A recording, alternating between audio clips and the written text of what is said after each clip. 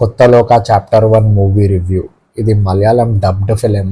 మొన్న ఫ్రైడేనే తెలుగులో రిలీజ్ అయింది అండ్ సోషల్ మీడియాలో చాలా మంచి టాక్ స్ప్రెడ్ అవుతుంది. సో ఇందాకే మూవీ చూడడం జరిగింది అండ్ మా స్క్రీన్ కూడా 70% ఆఫ్ ద స్క్రీన్ ఫిల్ అయిపోయి ఉంది. సో టాక్ బాగానే వెళ్తుంది. సో ఇంతకీ మూవీ నాకు ఎలా అనిపించింది అంటే బాగుంది. ఎస్పెషల్లీ నాకు టెక్నికల్లీ ఫిలిం చాలా సాలిడ్గా అనిపించింది. సినిమాటోగ్రఫీ అండ్ ఆ కలర్ గ్రేడింగ్ అయితే చాలా అంటే చాలా బాగుంది. Excellent output. మూవీ బడ్జెట్ కూడా 30 crores అంట, కానీ ఏదో ఒక హాలీవుడ్ ఫిలిం చూస్తున్న ఫీల్ వచ్చింది. అండ్ మూవీ టెంప్లేట్ కూడా మనకి సూపర్ హీరో టెంప్లేట్. సో దాని ప్రకారమే ఆ కలర్ గ్రేడ్ ఆ వరల్డ్కి చాలా ఈజీగా ఇమర్స్ అయ్యేలా చేస్తుంది. అండ్ ఆల్సో మనకి ఏదో ఒక మార్వల్, నాకైతే ఒక మూన్ నైట్ ఫిలిం చూస్తున్న ఫీల్ తీసుకొచ్చింది. అండ్ మూవీ కూడా సూపర్ హీరో టెంప్లేట్లో ఉంటుంది. సేమ్ అదే సూపర్ హీరో బ్యాక్ స్టోరీ, అసలు ఎలా సూపర్ హీరో అయ్యారు, వాళ్ళకి ఆ పవర్స్ ఎలా వచ్చింది అండ్ ఆ పవర్స్ వచ్చాక వాళ్ళు ఏం చేశారు, ఇదే టెంప్లేట్లో ఉంటుంది. కానీ మూవీ మాత్రం లాస్ట్ వరకు బాగానే ఎంగేజింగ్గానే వెళ్ళింది.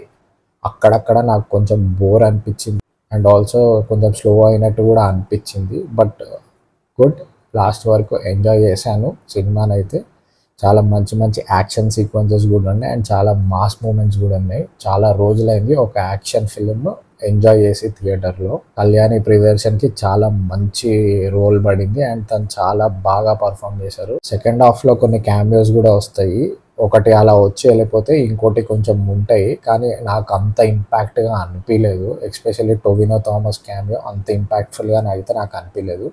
మళ్ళీ లాస్ట్లో దుల్కర్ సల్మాన్ క్యామియో ఉంటుంది, అది బాగుంది. ఓకే, అది పార్ట్ 2కి లీడ్ అయ్యేలా ప్రిపేర్ చేశారు.